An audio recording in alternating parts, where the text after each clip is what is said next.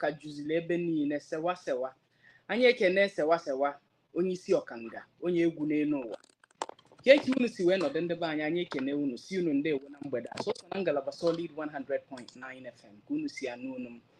Ọ nọ na mba ejelu mba ozi ọdụ na 10B Savage Crescent n'ime GRA n'Enugu afọ mba ozi eji ọfọ ada na ọfịja ji eme ọnụ. Ada ọ na-abịa ifuru ọchị ezi ego gị niile a na-awụshi.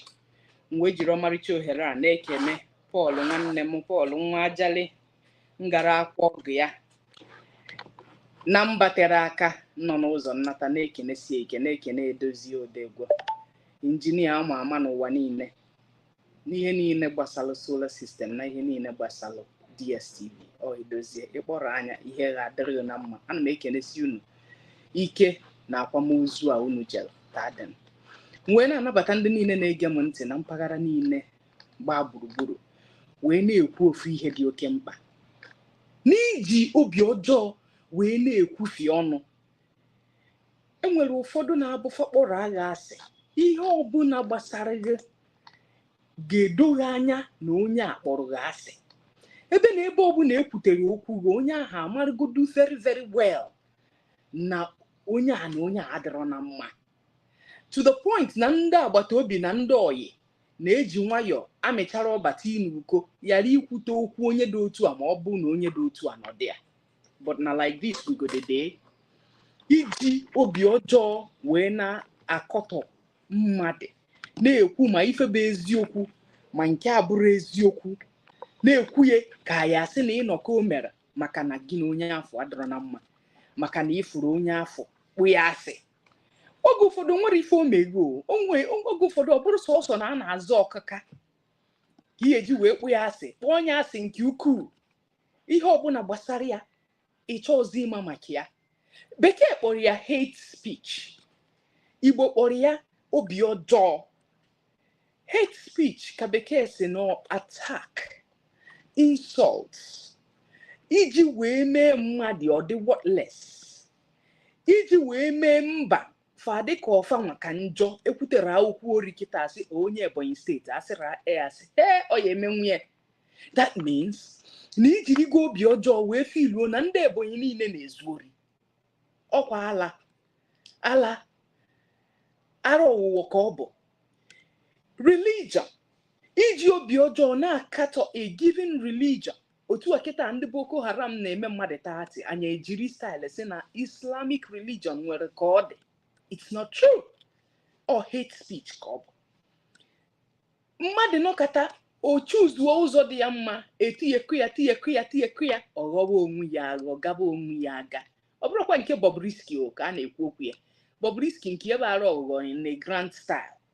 Ịghọtago maka bụrụ nwaanyị ọ bụghị ahụ bụrụkwanụ nwoke ọ bụghị ahụ mmere ndị prison ji wee dị very confused ha maazị n'ebe nke fa ya eti fajiri nwayọọ narị ya ego je chọtara ya apartment ebe ọ nọ wee rụ nga ọ bụrụ ihe aya n'aya ọ ikwukwuo nke ahụ ọ bụrụ hate speech mba ọ bụrụ nke ahụ ka anyị na-ekwu nke ahụ bụ nzuzu nye ọkụ nke ahụ bara ọgụ.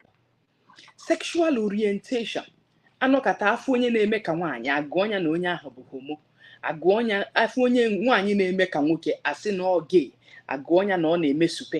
Ịmarọ ma eziokwu ịmarọ ma asị ịmarọ ebe ị na-akụ ya ịmarọ ndụ n'ebe afọ ị na-akụ ya maka na ofu akara ụta ha mma na ozuzu onye bụ aka niile. Onye ahụ eburu kpagharịba ọkọ ka ọnọ ka o mere ọ na-akọ ka ọnọ ka o mere shiwa ọ na-akpaso ashịrị na-akpagharị anụkwa amụna asịkwa na some idiots aya ada asịghị na ha nụkwara na asịkwa na onye ahụ bịa ọ na-akọrọ ka ọnọ ka o mere ịmakwana ịnụkwa nke na-eme esi ya mba na ịnụrọ ọkọwawa. It is often intended to incite either violence, either discrimination, hostility towards ofunde or ofunye or ofumba or just name it. It dehumanize mmadụ ka e wee na-afụ onye ahụ na ịdị anara afụ mmadụ cha create a very negative stereotype. Anaeze onye afọ eze ka oyi azụ efe. Ana asụ ya asọ maka na ị nụrụ na mmadụ jos ịjụrụ ese ebe ka a na-agwa eni ure mmadụ ka ọrụ gị nekwa ebe ọ nụrụ a na-agwa eni ure izebe ya ozi onye ahụ eze na ọ na-eme eni ure ịkọrọ gbatịa na ọ dịkwa ka onye nwa mere eni ure. People are insatiable. Hate speech. Mmadụ ị na-ekwugheri chee na arụ dị ya mana you are the ill one. Arụ adịrọghị ncha. And before you know it, ejiri different forms wee konya trust ọnụ Nigerians n'ime mmadụ cajoling. Before mara ndị cartoon ise nya na cartoon afọ ya ha otu a isi ya ha otu a ọdụ ya apịa inye ọdụ otu ọdụ ogologo wee yie ekwensu wee na-akọwa ihe a na-akọwa. Eweta nnọọ Goodluck Jonathan as president ewu inye agbada ewere okpu ndụ etueke ekpu inye ewere mkpọ ndụ kalabari enyi ya n'aka ebe o soliri enu ewee just na-eme mmadụ caricature. Ọ fiala obubu arụ bubu pụtasị mba na omenwuru ya unu emenwuru ya tiri unu nsogbu na social media ebe nebie na-egbu. Lai Muhammad wee sịrị asị gbatịa o kwete ma nke eziokwu ma nke asị ọgha gbu aka ha ncha niile nyafọgbu unu nyasiwe unu nyafịa unu ahụ n'udodo unu aka nụrụ unu ya o jetegbu ụzọ aka feru unu Nigeria bayo ndara gịna ndara na-akọ gịnị fere anyị bai na-ejere onwe ya narịkọ ịka na anụ lai ma ya ma ụfọfọ Muhammad. Hate speech ọ na-adị n'okwu ọnụ ọ na-adị n'ịdị ede ọ na-abịa na online communication name it. Onye ọwụna kpọrọ gị asị enweghị ihe ọ pụghị ime just to bring you down. I just need people to listen very carefully and possibly kesaa ozi a ka ewu na ọkụkọ nụ ya ka mmadụ na ikwu na ibe nụ ya ikesa anya ọ na-adaba isonyelu page ma ọ na-adaba Atijele Solid na social media platforms ọbụla ịchọrọ Atijele Solid efu ya ibie ma ma nta gị nsusu maka na enwekwana m aka ọrụ ọzọ karịa ekwurekwu na ndị be anyị enwere ịdị style onye kpọrọ gị asị ya ha eji wee soro ka i wee danyụọ anya ọkwa ịdachacha ibo ike n'elu na-aga onwe gị aga ọsụ ya oboghị ori mmadụ nọkata. I think no nke ahụ kacha. In fact today the boy na-alụla anyị generator bịara ka o deziere m something n'ugbo anyị today. The thing wee bata m n'isi when he was narrating his story of otu mmadụ si wee bu ya ori mgbe ọ na-amụ ọrụ da wee bu ya ori wee kụọ anya dukada ya kụcha anya devie na sel o wee kpọba ndị ọma ma ndị ọ na-alụlụ ọlụ ma ndị judges ọ na-alụlụ ọlụ ma ndị ndu welitechara isi ha wee bịa wee sị onye a anyị na-achọ ike ya apụ. That means na o tegbu n'ozubela ya ori. If that be the case wee rapụ nwa na sel o wee rachaa ya nnọọ ha wee jee Enugu Ezike Ezeagụrada according to him wee jee chọọ onye nwa zuoro ihe wa na kampụ wee bụrụ na ọ manager the man zuru the thing and the manager ahụ so wee na-eti ya ihe ha ncha bụcha hate speech. Kama mbito aha nwa ọgịrịnya ka ogbugbu ya kama ihe ebito afa mmadụ oh Chineke na there will be surprises in heaven. Oh ebedebe ya na-egbu na ọgbọ ọkịrịka bọsị Chukwu ya abịa ma ọ ka nwee bọsị ọ na-abịa. There will be surprises in heaven. Somebody who stole something was amongst the people beating onye obolori. Isim na Chineke nna aya ha ama ụfọdụ ndị ụra bọsị ikpe. Enwere ndị ikpe nke ha ya bụ twice as double. Ha debe ha ekpechaghị nke izizi edebeghị one corner wee kpee gị nke abụọ. Wee mara abada aba ide punishment nwere ike inye gị. Isi godu na Jerusalem banye wezie na Capernaum. Wee mara ịdị punishment dịarị gị.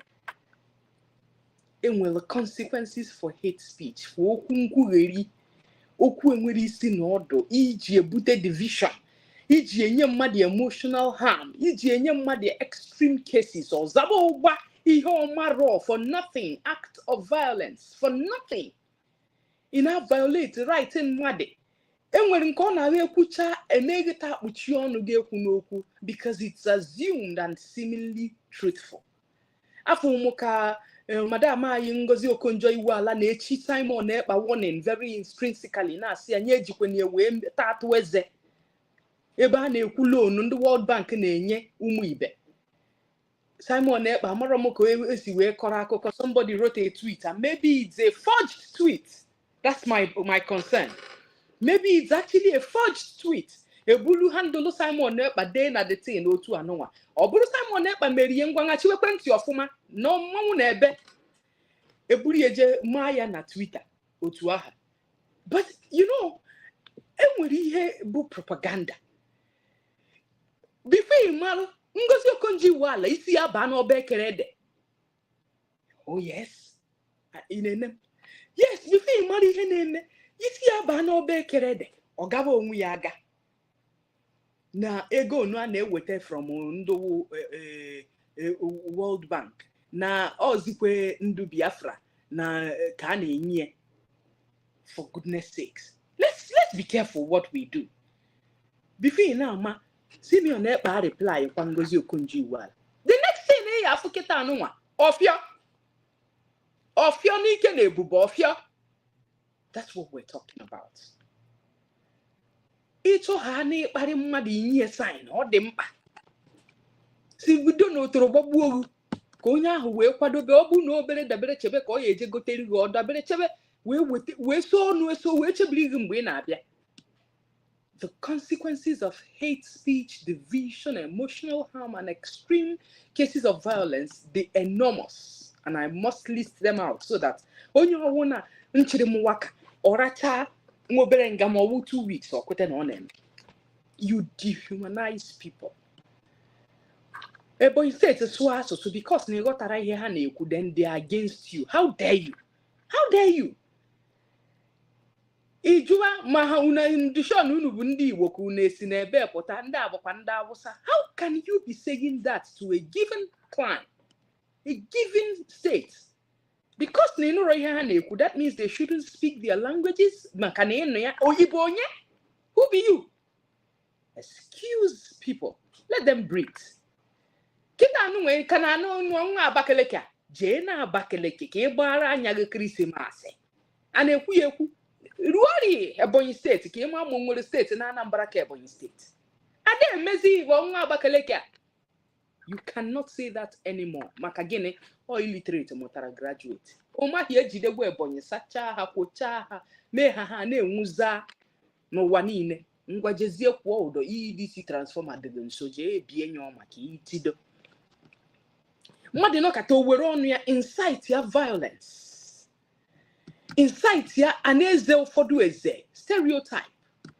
Emebe ndị mmadụ akaje because of maybe where they're from and what they do. Ka na-eme ha mockery. Ihe akwasu nwa ahịhịa.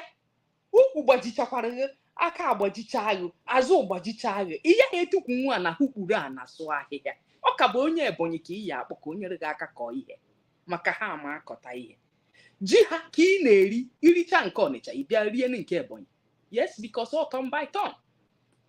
A very use of crucial slurs. EAG way incite a given people and now for her very funny. I will listen to radio saying and Ebonyi agakwa ahụ. The real thing I heard about Ebonyi bụ na ha anaghị ezu ohi. And then when Ronye Ebonyi hapụrụ that particular ntọna na be ha zugbo ori anaghị ejide. Onya mere half the people na-ezu ori na Anambra si Ebonyi a na-ejidecha ha ncha niile. The reason is be ha ntọna na be ha ekwesịghị ka onye Ebonyi steeti na-ezu ori. And onye Ebonyi steeti ọbụna zubele ori a ga-ejiderịrị ya. Enweghị ihe ekwutere ya. Jee jụọ gụọ history unu ka unu mara. So the earlier you all deviate and come out of ori and face hustling eji mara unu, the better for you all. The better for everybody. Now you're going to ask also Ebonyi na-ezu ori. Also Ebonyi na-ezu ori. Why do you now pick out ori face ndị Ebonyi without even mentioning the good sides of them? Why? Kedu ihe melu na ya ha face the good sides of eji malụ ha? Irigwo mmanụ ha, irie mmanụ ha, iridebe mmanụ obodo niile. Ọkwa ịma? Irigwo gari ha. Ogoja na Ebonyi na ama aka na gari. irie gari ha iridebe gari ebe niile ọ na-emarọ just enweghị food item si side aha abịa ma vegetable adịrọ superb chukwu agọzigo ha n'ụdị pụrụ iche ha dị ike ọrụ sọsọ mkparị nwere ike inye onye Ebonyi nwụ na ọ na-anụzụ nwaanyị 2 3 4 na-amụkasị ụmụ aghara ọgwụcha family planning abụrụ maka ha nsogbu adịrọ but in no time again they would learn those things ha na-anụ barada nwaanyị because na ha na-akọta ọrụ ugbo and it hasn't left their lungs. That's what's up. Ikwukata okwu ọjọọ hate speech exclude a given language. Now agụ Anambra gụọ Imo gụọ Abia gụọ Enugu ọdụzie ka ha nwa na-agba ikpeazụ aka na-ekwu okwu ndụ ya chi nwere onwe anọkata mmadụ jụọ ihe ekwe ka onye Ebonyi chi ya gị excuse me like ọ bụrụ mmadụ ka ọ bụ and unu na-achọ nwere onwe and all ha bụ key of nwere onwe ha nwa bụ forefront ha nwa nọ na the whole ebe niile a na-achọ ihe niile gbasara nwere onwe ị na-ajụ ma ya achị gị ọchịchagbo na ọka o si chi gị ka a na-ekwu propagating conspiracy theories o wee na-agbago na-agbada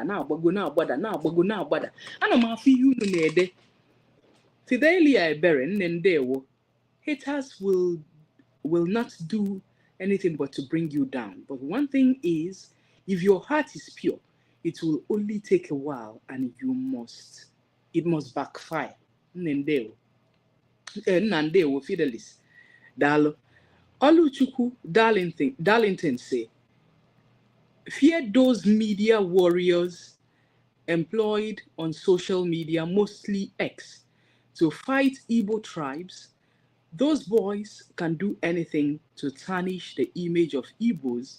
Some of the boys can forget that write-up and tags Simeon.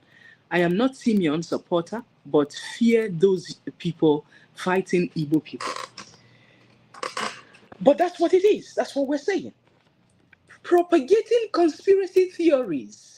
Na-eji ihe dị otu amari ndị Igbo na ndị Igbo dị greedy na ndị Igbo na-egbu onwe ha maka ego and you think really na ndị Igbo ga-egbu nwanne maka ego. I must tell you the story of Ugochukwu Oba, Andy Oba, Chris Oba, ụmụnne na-atọ ha bịa nnọọ n'iru anyị ha eme anyị amụrụ anyị ewere ọkụ anyị eje na-egwopị onwe anyị ha baa n'ime ụlọ ha na-eri nri n'ofu efere unu amakwara ndị bụ ụba njidere Anambra mee ha taatị mgbe dịka mgbe ọchịchị ngige unu anụkwara stori ha bịa bịa Enugu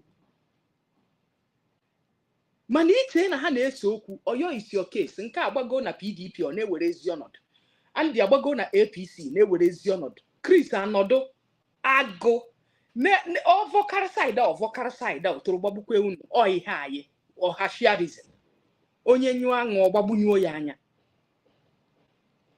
Then you start doing some conspiracy theory na ndị Igbo na-egbu onwe ha. No way! Ọ bụ na a na-emebu ya mbụ it's never heard. Kama ya ogosi nwanne ya ụzọ beta ọchọghọ ka ị karịa. So ịkpachara anya egosi gị ụzọ emekwene ka odubo ka nne ya ukwu. Otherwise ofe ọkwa alụkụ. That's an Igbo man. Onye Igbo ya egosi gị ụzọ beta ekwekwana mee onwe gị ka ị karịgwa ọgaghị. Odubo ada aka nne ya ukwu na ala Igbo izuzuru ame na odubo akara nne ya ukwu ọkwa azụ nku gosi gị na nnukwu ọrụ dị n'isi ijere na ọkụkọ inwu eje ahịa ọka ji nne ya. That's an Igbo man for you and no apologies because I'm part of that. Ime ha na-ekarịa na iwe odubo karịrị nna gị ukwu anyị egosi gị na nwa pem ka anyị nyere gị ka ịmụta ịmụtabe anything. Merenka jide loyal to my boss Ogbuoja ndị Igbo and never going to be above him no matter how it is, how wealthy ọ bụ ndị. My boss remains my boss till Jesus abịa. That's an Igbo man. So whoever that carries this conspiracy theory of Igbo the greedy, Igbo na-egbu nwanne, you can go to the moon and back. Igbo enweghị ike igbu nwanne, ọfụ nwanne na mba ọzọ nyere ya aka beta ihe ọ chọghị ọ bụ Ibiana rub shoulders. Na contend because ni feel only arrive go. Or wejicherunku, do fuebe. That's an Igbo man. So be careful. Those conspiracy theories are that walk rani. Bada bana bada. Then katibute religion. Waki last year.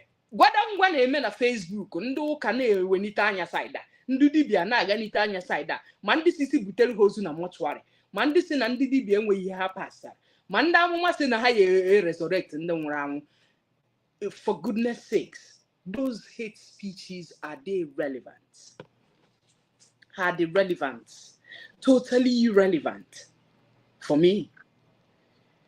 Katiwete religious beliefs or body ihe mmadụ na-ekwu n'ọnụ ya ihe ịmahụ mgbe o bidoro iya ha amakwa n'ebe o jedebere because otu a ọdụ ka aja dụ n'ala ka iya anọkwa iya amụrụ ụmụ enyi ya iya anọ iya nwụọ dụrụ. You target vulnerable groups and begin to choke words on them like that. You need promote segregation because you need ọnụ and maybe you need a platform.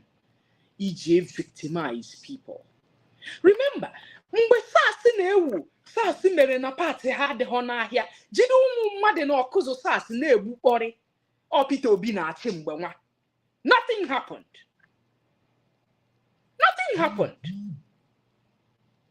Mr. Nwafọ ka Mr. Okafor nwa onye isi OC SARS na ọkụzụ njidere ụmụ boys na-egbukpọrị for nothing. Enwere a girl that raised an alarm of Chijioke. Till today, there is no justice for that girl's family. And that man was the person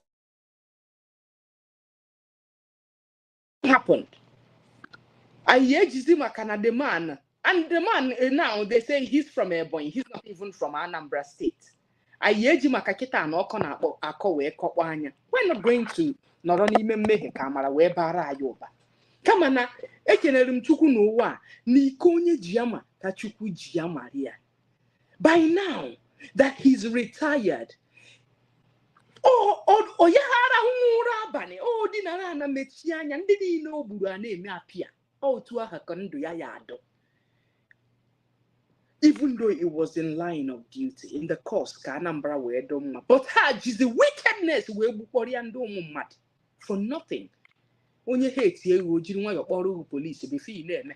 Of course, ihe Chijioke si wee ban isi esi ban obekerede na ha na-eti egwu bụrụ loud music ebe a na-eme mmemme ndị ahụ wee kpọọ police wee nwụrụ ya wee tukpuo na sel ajali baaye ha wee rahụ ebe ahụ mgbe ahụ ka enwere ọda nye enwe anybody sel ndị na Anambra State na-edebe mmadụ for some level of days. They would demand for them to be shifted to Okuzo. And they batara na Okuzo SARS. They were abani jane azuno babucha unu nine as robbers. That's how they continually killed people for nothing. Ha manon were a day of reckoning. Agame end SARS. They never saw it coming. They never ever saw it coming. Police were the worthless.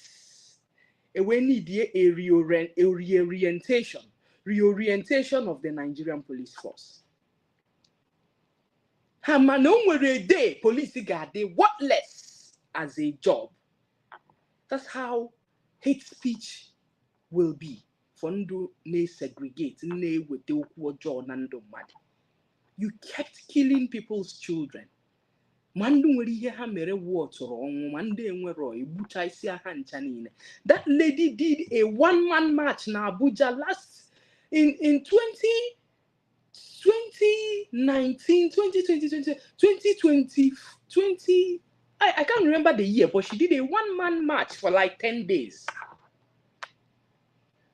House Committee for Public getting one be na national na House of Assembly. They summoned her. She brought various petitions. Oh, there were more than 20 petitions. But till today, she never got justice. People keep promoting nonsense. That man now retired go get from SARS. This ban go SARS. Kekimi na anya the entire police force. Or was it source of SARS go affect? Who may affect the entire police? Now they're gradually grooming people who will graduate. Isi ha pakọrọ ọnụ. I don't think Mobile was a graduate now. Na police get away. They need people who are sane. Even though na ha ka na-emekwa ya wuwe jide ụmụ okorobịa nara ha phone na-enwe ihe dị n'ime ịma na ọgụ nwe onye ala ọgụ nwe the phone ijide nwa mmadụ nara ya phone mara ihe dị n'ime ndị nke na-emekwa na yahoo ibe unu na-abụ unu nenecha unu delete ya chefuwe nke gị na phone wee jide gị gbaa ego ichi onye ala kwuka ịbụ. Targeting vulnerable groups, promoting segregation. Key reasons in the mmadụ ji enwe hate speech or ignorance. Arụrụana. Ignorance, prejudice, fear of unknown. Ịmarọ nke ya eme ma ọ bụ na relax ya. Then ikpụrụ mmadụ n'ọnụ na-akpagharị ma onye nwere ihe o mere gị ma onye nwere ihe o mere gị. Cultural and religious intolerance. Hey, ọ dịkwa ka chọọchị ọzọ a na-agbata n'ogbe anyị ka unu wee kụsiwe ịgba unu ike wee tii spika maka Chukwu pikin we go well. Political manipulation adị ekwuzi nke ndị politics echi niile APC anachi nwanne echi PDP anachi echi niile ndị APC ajụ nke ndị PDP ndị PDP ajụ nke ndị APC ọ bụrụcha party politics ka anyị na-afụ nwe ike chigharịzie ọchị wute ndị APC asị na o mere anti-party even though na o mere anti-party ihe ọ na-eme karị. But it doesn't stop him from being friend with anybody on another political party. That's his right as an individual. If somebody on manipulate EBA politically, Kenya Bianca no ihe haka minister. Ko ụfọdụ ndụ na-ewe iwe kedu otu Bianca yesi wee rụọ ọrụ within the APC. And see, I say, do you remember? Na ihe abụ a quota system ka na-ekwu okwu. So okay, yes, ndị Anambra fuo because na unu na-eme politics party. Aka apụkwa na ya. Okay, ya hefu dịka ndị Anambra. Si ka ya ụmụnna nwezuo akụ iro na asị ana. Si ka ya ọfụma mara na ka ya Bianca congratulobia. Atakwa. Kama position a ya ma arịghị mma were ya emepụta ihe dị mma na Igbo. Ya fiọba. Unu wepụrụ uju, unu che na arụ eme anyị. That particular Ministry of Women Affairs ka ahụ dịbu before uju bata o iji gwa ka onye Igbo si achị ọchịchị ọ bata ihe niile ọ bụrụ game changer ihe a na-eme ọ jụgwa aka azụ jụ ngarị jụ jibiti jụ nka niile a na-eme na ya hapụ ya asị ọ ruo mbọsị asị ya naba ha chịwa ọchị ṅụrịba ngwa unu ji arachara akwa ya wetara unu onye ọzọ unu ya enene ka Lazarus dọ na nkwuchu. Power dominance. Onya ka mmadụ eji wee na-ekwugheri na-emegheri economic frustration. Afọ ọnụ ka eme ka afọ aya aracha n'aka na ị na-eso etiri ndị ohi mkpu na ndị ama mkpu ka ị wee racha nwa opium.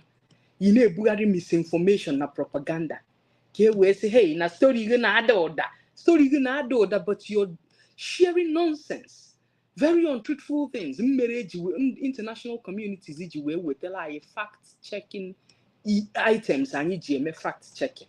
Iti picture anyị jiri ya jee na map anyị check fact mara mgboro na-eyuzugoro ya mara ebe isi nweta the picture. Ikwu okwu anyị etinye na voice mara ebe okwu si mara onye mere the voice. For this kind of ihe ndị mmadụ mụtara ime ibe ha.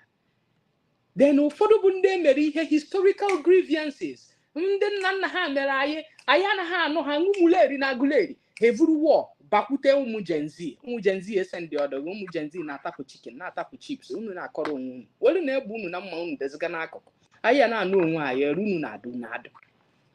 Social and peer pressure, revenge and resentment. Papa unu mere anyị nke a mmegwariri nwata na-eto a na-instigate rubbish n'isi ka ọ ya eji wee megwara ihe nna ya mere ihe onye ọzọ mere nna ya ji nwụọ mmadụ nnọkọta ọ gwaghị na ọ mmadụ gburu nna gị o nwekwara ike ọ bụrụ prostrate gburu nna gị mgbe dị ka mgbe a sị gị na onye dị otu a nwa nke eribe onye nke eri na ọ ya gburu nna gị ị chọgharịba ndị gburu nna gị ihe gburu nna gị ama gbuo. Xenophobia na-eka ndị South Africa na-ezuzu nye ọkụ because na Nigerians na-akpatanwu ihe ha na-eri na be ha. Anyị si unu dị lazy. Anyị si unu dị lazy. Polarization, social division. Anyị si unu dị lazy. Mmadụ ejiri emotions ibie na-egwu na cause harm psychologically n'isi mmadụ because of the way these people feel about me, about us. You know, social cohesion onye ọwụna na-asọ ngongo, undermining democracy na freedom of movement and association because na ọnwa gị na-eti, because na ị nọ n'ọkwa ọchịchị chefuo na power the transient. You know, it spread the fear and insecurity n'ebe ndị mmadụ nọ because na ewere na police ivuru ụzọ kweghị nkwa na aya ewego ivuru ụzọ mewe arrest escalate a conflict dị na ararụ ụra sense na-azụ ana escalate a conflict na ararụ onwe ya ụra sense onweghị onye na-echete na ịnụrụ na awa na ijebe ọgụ ya ọgụ esu between obodo a na obodo a ofu onye nkwulu ofu ihe ọjọọ ọgụ na ọgụ esu obodo na obodo epia bevel na mina were visa gị narị obodo oyibo obodo a na-agharụ hafụ ijeche ịnata inye anyị ụkwụ because you've created a serious long-term trauma on generational impact. Why? Hate speech. Why? Agwa ọjọọ onye kpọrọ mmadụ asị undermine the person's ability in any which way o ya emenwu. Kedu ihe a eji wee mee ka akwụsị hate speech? Ntaramahụhụ ya na ya yiso education and awareness. Tie onye ọzọ na shoe ka ịma ma ihe ahụ a na-eme ma ọ ya adọghị mma. Ọ bụ na ọ ya adọghị mma medebi ya mmadụ. Let there be dialogue. Si nwee open discussion. Si nwee clear policies on okwu ọjọọ. Report mechanism dị mma. Community engagement dị mma. Countering hate speech dị mma. You know, affected individuals ekwesịrị ebe agụgụọ ha akwa n'obi ihe mere anyị na Nigeria agụgụọ ndị Igbo akwa n'obi si ha ndo. Inclusive representation. Ọ bụ sọsọ ofu ndo nọ n'obodo a. Media literacy dịkwazi mma. Ọ bụrụzi ewere media na-eme gwada ngwa. Enwe legal framework for continuity. Eme training, mee workshop, onye ọwụ na-abịa together. A na-ekwu okwu ọfụma okwu a na-ada ịta. Everybody had this safe, be included. Onye ya na-eche echiche incite speech dị inactive, violent speech. Onye ya na-eche echiche promote ihe adọrọ n'akwụkwọ. Kamia addressing issues ma ọ bụ na anụ kekwu efuru ihe a ikwuru ya akọwa nwunye ma ajụọ ya ọzọ isi ọ bụkwa na ya ha akọwa nwunye taa ụkwa chiri ụkwa taa ka ọnụgụ ha mechinete ọnụ efu ya omechinete ọnụ ọ dị mkpa so that people will breathe and have fresh air. Let's nurture a culture of respect, tolerance and solidarity. Onwe ihe ya aka ya n'ụwa ibe anyị ekene m unu si unu ya dịrị unu n'ezi mma ka nrapụ unu n'aka maka ka ọ bịa duru unu gaba ebe unu si n'unu mbụ na Solid 100.9 FM ọ nọ na mba Jelu Mbuzi ọ dị na 10B Savage Crescent n'ime GRA n'Enugu ọ gakwa o kwesịrị ịga kọzikwere nwanne gị share m videos m anụnwa ya gaa ebe ọbụla niile a na-aga sonyelu m na page m na @Ijele Solid ma Cristiano Ozioma Ejiofor na YouTube ya mara unu mma ndị be anyị ekele m